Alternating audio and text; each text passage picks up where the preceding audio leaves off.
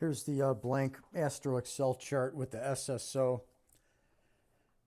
pivot polarity indicator from last week. I'm just going to leave this up here for a second so you can look at it. Take a look at the peaks and valleys on the SSO in the bottom panel, and then you can see how the market tracked to the blue line up and down, and the importance of the blue line pivot peaks, highs and lows.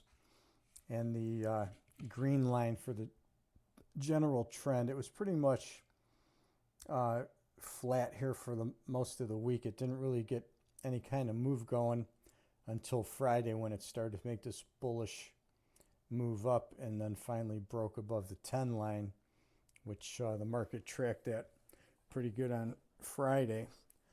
Okay, let's take a look at what we got coming up this week. So you can see the pattern. We're going to be tracking downward now. We're above that 10 line here as we're working through Sunday evening. And then this green line is pushing down until it gets down below the minus 20 from about 1241 tomorrow till 2200, when it starts to break back up. We get an upward move to the plus 10 area.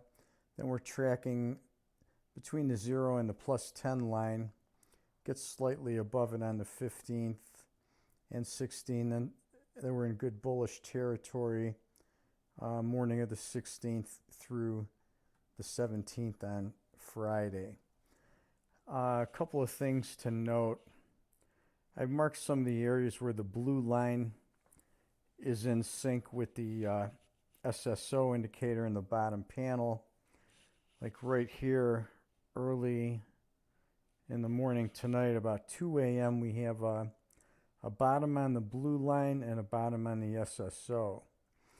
We're a little bit staggered then on that peak. The SSO peaks out at 7:46 in the morning, and the blue line makes a flat top at 8:23 to 9:33. So I highlighted this area as a wide key timing window. And then I drew this red trend line here to note that the blue line, green line, and the SSO are all in sync, turning down. The blue line and green line all the way down to 1900 tomorrow night. So you kind of want to watch those patterns. You can see we've got the two lines moving together here into Tuesday, and then we go flat. We're kind of in the 10 line area on both, and not a lot of really what I would call good activity until we get here to the middle of the 16th, where the green line's holding above plus 10. So you can take these bullish blue line moves that are going in the upward direction off these bottoms and look for longs in those areas. And then if they coincide with the SSO indicator, that's even better yet. We've got one other key tomorrow here, where the SSO bottoms at 1407.